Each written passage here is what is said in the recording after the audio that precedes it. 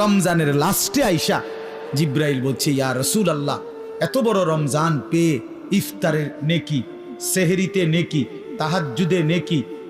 তারাবির 20 রাকাত নামাজে নেকি, 5 ওয়াক্ত নামাজে নেকি, শেষ দশকের এতেকাফে নেকি, সবে কদর তালাশ করার দ্বারা নেকি, জিকির করার দ্বারা নেকি, তেলাওয়াত করার দ্বারা নেকি, দোয়া করার দ্বারা নেকি, কাউকে সামান্য ইফতার করাইলো নেকি, এরপরে একটা নফল একটা ফরজের সমান, একটা ফরজ 70টা ফরজের সমান, এক রমজানের প্রথম দশক রহমত, মাঝখানের দশক মাগফিরাত, শেষ দশক জাহান্নাম থেকে নাজাত। আল্লাহ বলেন জিব্রাইলের মাধ্যমে, নবী এত কিছু দিয়াও যেই বেঈমান রে মন গলাইতে পারলাম না, তারে আমি ভালো করাইতে পারলাম না, আমার দিকে ফিরাইতে পারলাম না, তার উপরে আমি আল্লাহর লানত, আমি ফেরেশতারও লানত। তো নবী বলে আমিন, হ জিব্রাইল, আমি মুহাম্মদ